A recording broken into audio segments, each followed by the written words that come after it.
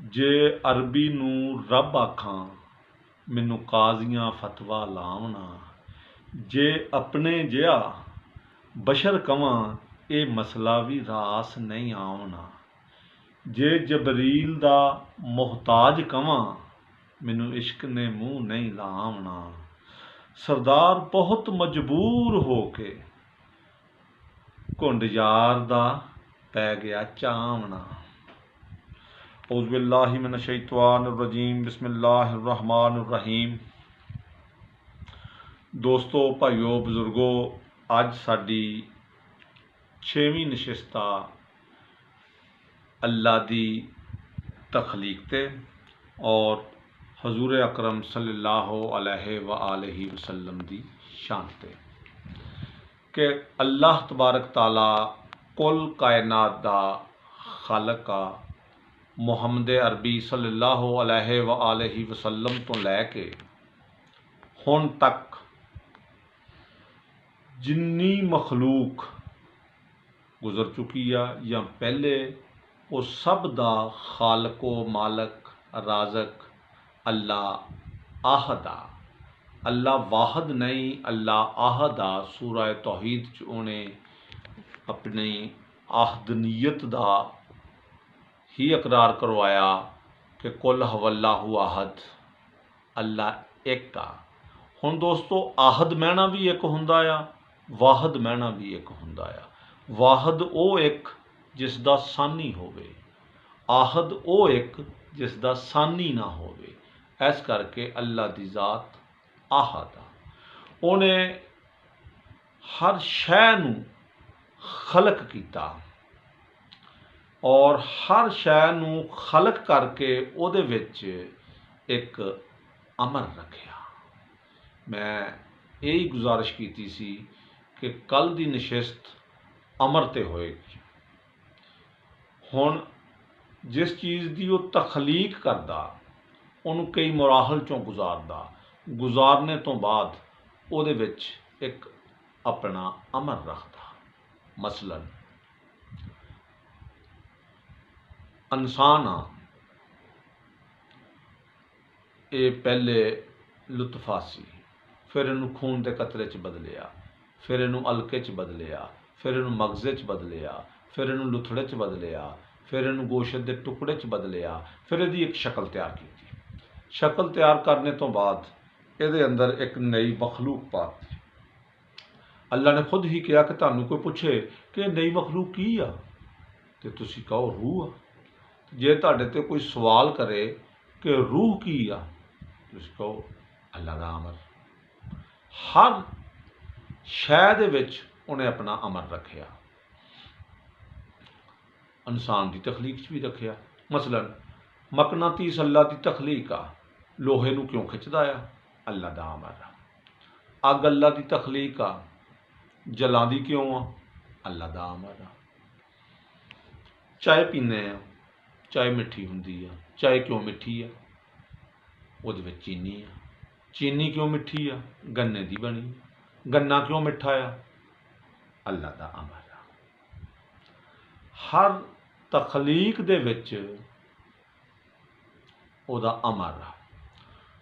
हुण इस तरह अल्लाह जिसले तखलीक करदा आ ते उन्हें एक कानून बनाया, जिहड़ा कुरान ने अरशाद फरमाया कि सबब सबब से मिले तो खिलकत होती है। इसलिए जानदार की खिलकत करदा उन्हें कानून बनाया कि सबब सबब से मिले तो खिलकत होती है। जो मादा हमने इंसानों में नहीं हवानों में रखा, हवानों में नहीं दरख्तों में रखा, कि नर पौधे नर मादा का मिलाप हुंदा तो खिलकत हुंदी है, वरना नहीं हुंदी। यह उहदा कानून आ। इसी उहदा तरीका नंबर 1, लेकिन उहदा कुलिया नंबर 2 भी है। किस तरह कि सालिह अलैहिस्सलाम के दौर के विच उन्हां दी कौम ने कहा कि जी असीं फिर मनना रब नूं कि यह पहाड़ दे विचों ऊंटनी की खिलकत होवे और वह बाहर आके बच्चा भी दवे। अल्लाह ने कहा कुन हो जा, फाजा कुन हो गया। पहाड़ फटिया, विचों ऊंटनी निकली और बाहर आके उन्हें बच्चा दिता। हुण उत्थे किहड़े सबब ना मिलिया सी, किसी नाल भी नहीं। इसी कुलिया नंबर 2 दा ਉੱਥੇ ਉਹਨੇ ਊਂਠ ਤਾਂ ਨਹੀਂ ਰੱਖੇ ਹੋਏ, ਉਹ ਕੁੰਨ ਕਹਿੰਦਾ ਆ, ਖਿਲਕਤ ਹੋ ਜਾਂਦੀ ਹੈ। ਇਹ ਕੁਲੀਆ ਨੰਬਰ 2। ਹੁਣ ਆ ਗਿਆ ਉਹਦਾ कुलिया नंबर 3 कि जिस वक़्त जनाब मरियम अलैहिस्सलामुल्लाह को जबरील आया और आके कहा कि अल्लाह तुहानू एक बच्चा देना चाहते हैं, तो बीबी ने जवाब दिता कि मैं पाक हाँ, मैं ताहरा हाँ, मैं कुवारी हाँ, मैं मसूमा हाँ, मैं बतूल हाँ, मैनू किसी गैर महरम मर्द ने अज तक देखा नहीं, मस करना दूर की बात आ, तो बच्चा किद्दां हो जाऊगा। तो जवाब की आया कि तख्लीक से नहीं होगा, ये अमर से होगा। अल्लाह जिसे चाहता है ऐसे ही दे देता है। ये उदा हुण कुलिया नंबर 3 आ गया कि जिसलिए वो तख्लीक खलक करना चाहता है, तख्लीक करनी चाहता है, अमर कर दिंदा है। हुण इस तरह ये सी उहदे बनाए हुए एक कानून। वैसे आम कानून ये या कि सुबब से मिले तो खिलकत होती है। ये मादा हमने इंसानों में नहीं हवानों में रखा, हवानों में नहीं दरख्तों में रखा। कानून ये है। मैं कल अर्ज़े की सी कि कल बशर बयान करांगे कि अल्लाह ने कुरान दे विच 5 किस्म दे बशर बयान किए हैं। किस तरह? अल्लाह ने कहा आदम को मैंने मट्टी से एक बशर बनाया। आदम है बशर खाकी। नंबर 1, सिर्फ आदम की जात मिट्टी की बनी है, बाकी कोई मिट्टी का नहीं बनिया। सूरह फुरकान तो ने इरशाद फरमाया कि दूसरा बशर पानी नाल बनाया, मिले जुले पानी नाल। असी हैं बशरे आबी। आदम हो गया बशरे खाकी, असी हो गए बशरे आबी। जिस वक्त जबरील अमीन अलैहिस्सलाम तशरीफ ले आए जनाब मरियम को, उस वक्त सी रूही बशर, और बगैर बाप तो ईसा अलैहिस्सलाम इस दुनिया ते आए और आंदे ही उन्होंने बोलना शुरू कर दिता। अल्लाह ने कहा ऐसी मेरा कलमी बशर। और साडे नबी नू अल्लाह ने कहा यह है वही वाला बशर, जिस तो एक लम्हे लई वही जुदा नहीं होती। किस्मां हो गई 5। आदम बशरे खाकी,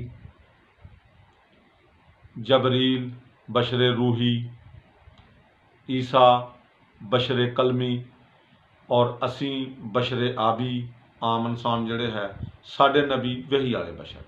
किस्मां है 5 बशर दियां जिहड़ियां कुरान ने बयान कीतियां। हुण सारियां लई कानून एक नहीं हैगा, प्रोसेस एक नहीं हैगा कि भी इक्को कुलिए नाल बने आ, नहीं, अलहदा अलहदा है, सारे ही बशर सी। हुण ये महज ऐसी ही बात आ कि जिस तरह मैं कल कुर्सी की मिसाल दी सी कि कुर्सी शक्ल नूं कहंदे आ। सोना, चांदी, पित्तल, लक्कड़, प्लास्टिक जादी भी होवे, वो शक्ल बन जाए कुर्सी वाली तो उन्होंने कुर्सी कहना है। ये हुण शक्ल जिहड़ी है आदम दी, उस ते उत्ते जिन्ने भी बशर है उन्होंने बशर ही कहना है, लेकिन मटीरियल एक नहीं, जिद्दां वो कुर्सी का एक नहीं सी। ये महज ऐसी ही बात आ कि तुसी घर जाके कहो अपनी बेगम नूं, अपनी भैन नूं, अपनी माँ नूं कि अज बेगम रोटी आटे की पकावी, फिर दूसरी बारी कहो कि रोटी आटे की पकावी, फिर तीसरी बारी कहो रोटी आटे की पकावी। अखीर बेगम ये कहेगी हर एक दी कि जनाब हिल तो नहीं गए, सदा तो नहीं हो गया, किहड़ी रट लाती है कि आटे की पकावी, आटे की पकावी, आटे की पकावी, आटे की पकदी हुंदी है रोटी। उन्हें हस के मोहरियों कहा कि मेरा अज दिल करता सी मक्की के आटे की पकावी। हुण मकई का आटा पिस जाए तो उन्होंने भी आटा कहना है, गंदम पिस जाए उन्होंने भी आटा कहना है, बाजरा पिस जाए उन्होंने भी आटा कहना है, जौ पिस जान उन्होंने भी आटा कहना है। तो क्या ये सारे आटे एक हो जाए? बई एको जिहे नहीं हैगे, इन्हां दी जिनस अलहदा अलहदा, इन्हां दी तसीर अलहदा अलहदा, इन्हां दे विटामिन अलहदा अलहदा, लेकिन कहना सारिਆਂ ਨੂੰ ही आटा आ। हुण इत्थे असीं 2 बशर लेने आ, एक अंबिया सलातो-सलाम और एक आम इंसान वाले, कि इन्हां दी खिलकत, आम इंसान की खिलकत किस तरह हुंदी आ और नबी दी किस तरह हुंदी है। मैं एक अर्ज की सी ना कि नबी होर तरीके है, ਨਾਲ ਜਿਹੜਾ ਹੈਗਾ ਇਸ ਦੁਨੀਆ ਤੇ ਆਉਂਦਾ, ਅਸੀਂ ਹੋਰ ਤਰੀਕੇ ਨਾਲ ਆਉਂਦੇ ਹਾਂ। ਹੁੰਦੇ ਬਸ਼ਰੀ ਆ। ਅਸੀਂ ਕੀ ਸੀ?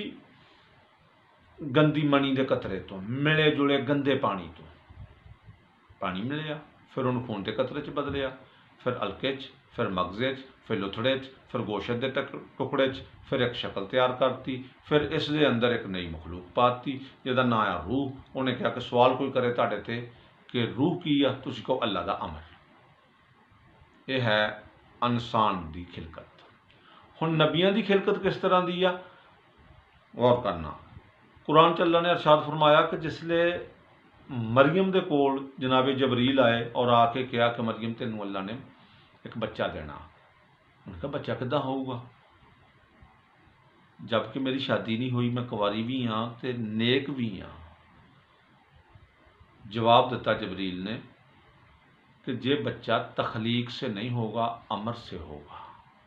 इसका मतलब कोई सबब किसी सबब नाल नहीं मिलिया, ईसा अमर नाल इस दुनिया ते आए।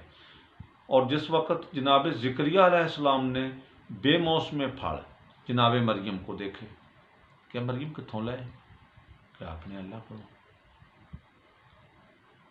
उन्होंने दिल दे विच हसरत पैदा हुई, ख्याल आया, क्योंकि उन्होंने औलाद नहीं सी। नबी अंदर भी ख्वाहिशात आम इंसान वाली हुंदी आ। उन्हें कहा कि जे अल्लाह बेमौसमे फल दे सकता है तो मैनू बेमौसमी औलाद भी तो दे ही सकता है। कि या अल्लाह दुआ मंगी कि मैनू एक बेटा अता कर।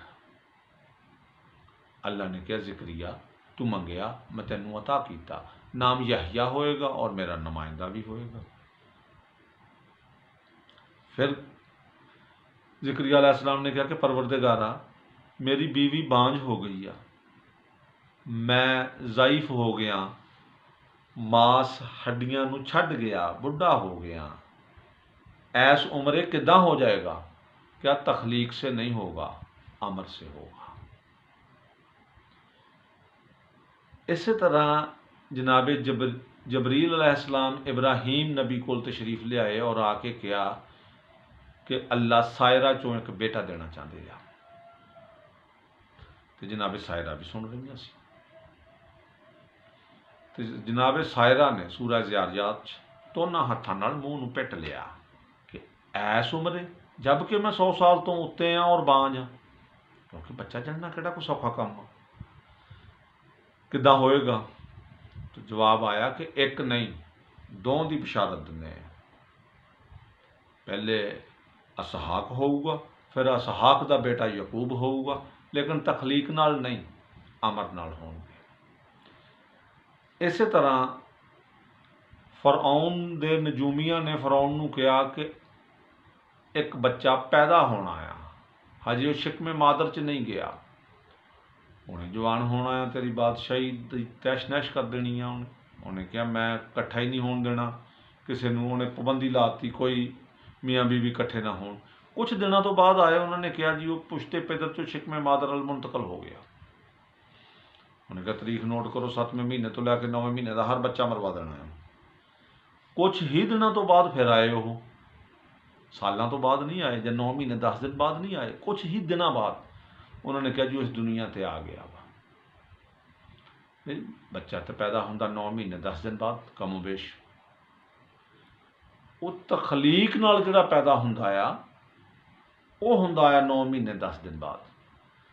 जिहड़ा अमर नाल पैदा हुंदा आ, बस अमर करदा आ, हो जांदा आ, क्योंकि असी असल च तखलीक नाल पैदा हो के साडे अंदर रूह मुंतकल की जाती है, नबियां दा अरसाल किया जाता, भेजे जाते आ, पैदा नहीं किए जाते। नबी गंदी मनी तो नहीं बनता,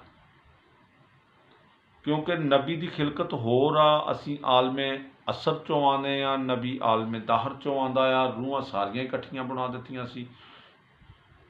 इस करके नबी होर पिंड चों कह लो आंदे आ, ते साडियां रूहां होर पिंड चों आंदियां, उत्थे भी उन्हें अलहदा अलहदा सिस्टम बनाया होया वा।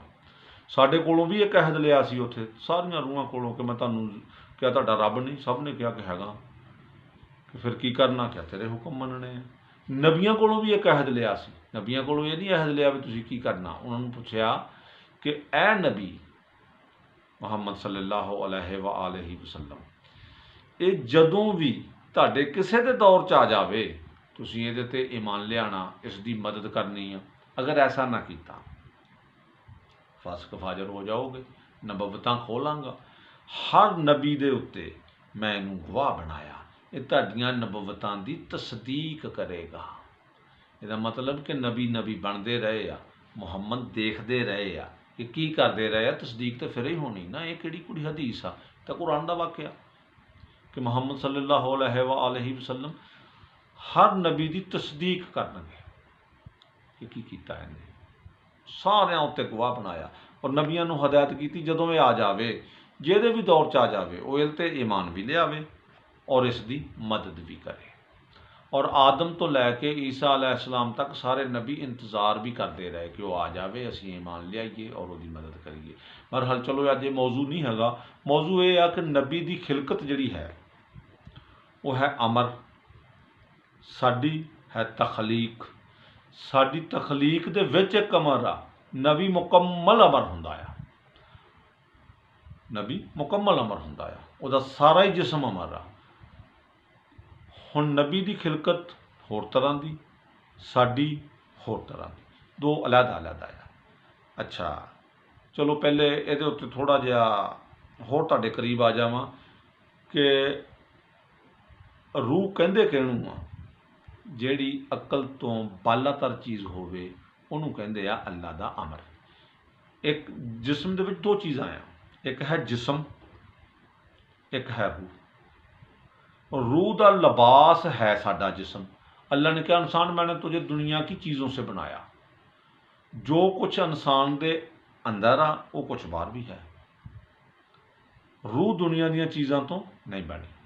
दो चीज़ां हो गई, एक है जिस्म, एक है रूह। हुण दोनों बीमार भी होंदे आ, रूह भी बीमार होंदी आ, जिस्म भी बीमार होंदा है। जिसले जिस्म बीमार होया, क्योंकि अल्लाह ने कहा कि मैं तेनों दुनिया दी चीज़ों तो बनाया, जो कुछ इंसान के अंदर आ वो बाहर भी है। हुण बीमारी जिसले आती आ, असीं जां डॉक्टर को जाने आ, जां सन्यासी को जाने आ, जां हकीम को जाने आ। डॉक्टर ने देखा, उन्हें कहा इनू विटामिन सी की कमी आ, बाहरों फड़ी फड़ के अंदर कर दी। इनू कैल्शियम की कमी आ, बाहरों फड़ी इंजैक्शन लाया, टीका लाया, अंदर कर दी। जिस शय की कमी आई, बाहरों फड़ी फड़ के अंदर कर दी, क्योंकि जो कुछ बाहर आ वो कुछ अंदर आ इंसान। हुण डॉक्टर भी मिल जाता, सन्यासी भी मिल जाता, हकीम भी मिल जाता। ये तीन अलग-अलग नाँ आ, यानी कि जिहड़ा इलाज करते हैं जिस्म का। हुण रूह भी बीमार होंदी है। रूह नूं बीमारी किहड़ी लगदी आ? शिरक दी, कुफर दी, हसद दी, तकब्बर दी। ये इदां दीयां बीमारियां जिहड़ियां हैगियां ना, इहनूं नफाक दी ये बीमारियां लगदियां। असीं गए डॉक्टर साहब को, डॉक्टर साहब ए बंदे दी रूह बीमार आ, झूठ बोलदा, कोई ऐसा टीका लाओ या कोई ऐसी गोली दो, ये सच बोलना शुरू करता है। वो कहे जी हजे साडे कोल नहीं बनिया, इनू होर किते लै जाओ।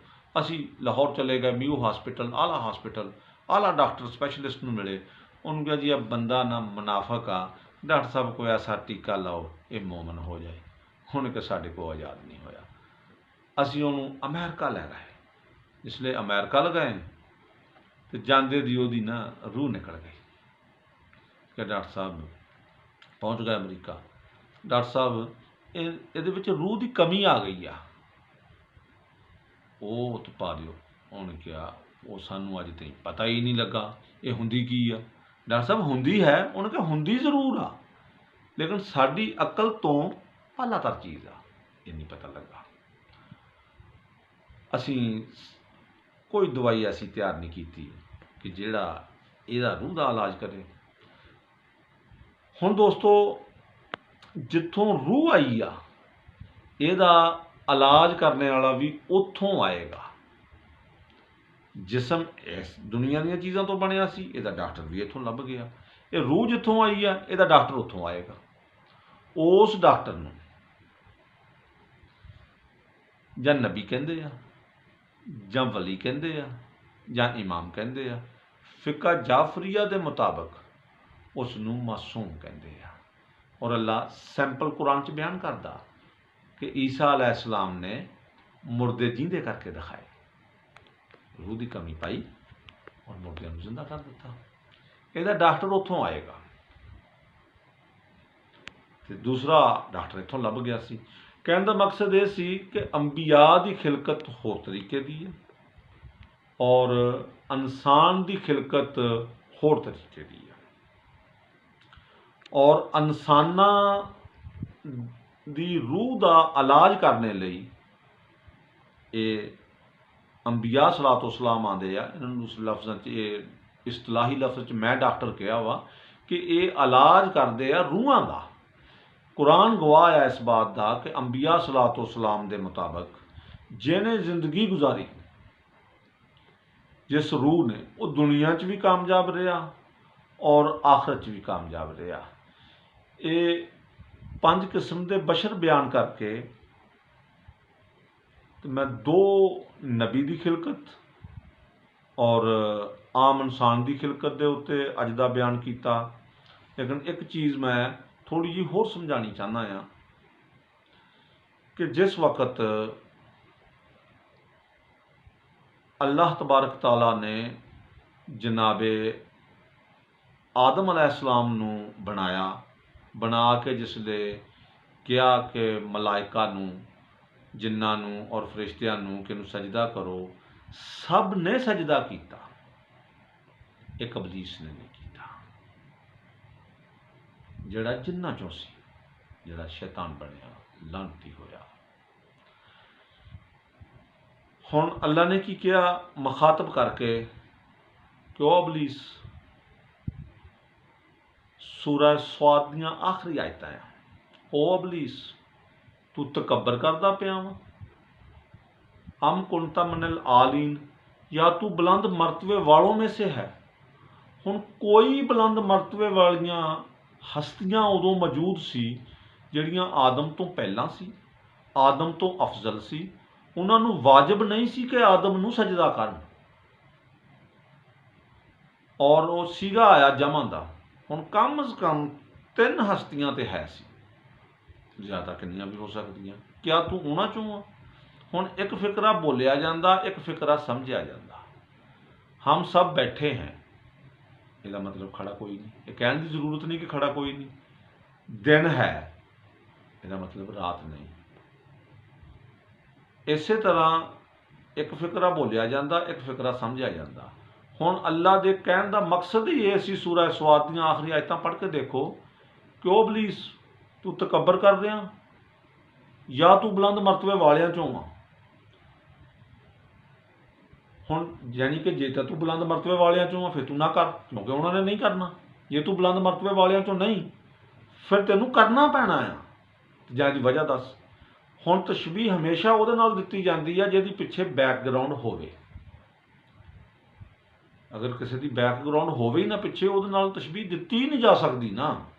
जिस तरह आम बंदे कह दिंदे आ, कोई औखा होवे किसी दे नालों, कहंदा क्या तू बदमाश आ औखा होण डिया है? ये तो कदी किसी ने नहीं कहा कि तू औखा होण डिया भाई तू मौलवी साहब, क्योंकि बदमाश की बैकग्राउंड आ औखा होना। कोई हाँ फतवा लावे, कोई मसला दसे, फिर कहंदे को भाई तू फतवा दे रहा, क्या तू मुफ्ती है? भाई मुफ्तियाँ तो दे, जे मुफ्ती की फिकर देन दे। देखो ना, हुण 2 चीज़ां आईयां कि जां तू ये दस भी तकबर करता पिया वा, जे तकबर नहीं करता पिया तो जां फिर दस क्या तू आ हस्तियां चों आ जिहड़ियां बुलंद मरतबे वालियां जिन्हां ने नहीं करना। हुण तकबर की बैकग्राउंड है कि अल्लाह ने कहा कि ना मुतकब्बिरू भी मैं मुतकब्बर हाँ है सी, तू दस तू तकबर करता पिया वा? उन्हें कहा नहीं। क्या तू बुलंद मरतबे वालों में से है? उन्हें कहा नहीं, मैं ये नालों आला आ, इनू अग दा बनाया, मैनू अग दा बनाया, इनू मिट्टी दा बनाया मेरे सामने। हुण कोई ऐसियां हस्तियां है सी जिहड़ियां आदम तो पहलां सी, आदम तो अफजल सी, उन्हां नूं वाजिब नहीं सी कि वह आदम नूं सजदा करन। ते इह इंशाअल्लाह कल वाली नशस्त दे विच दस्सांगे कि वह हस्तियां किहड़ियां सी। अज दा बस इहो ही बयान सी कि 2 चीज़ां ही दसनियां सी कि अंबिया की खिलकत होर तरह की आ और आम इंसानां की खिलकत होर तरह की आ। और अगर बयान पसंद आया होवे तो चैनल नूं सबसक्राइब कर लेना, लाइक करना, अगे शेयर भी करना ताकि लोगों तक पहुँच सके, और कमेंट भी देना। अल्लाह हाफिज़।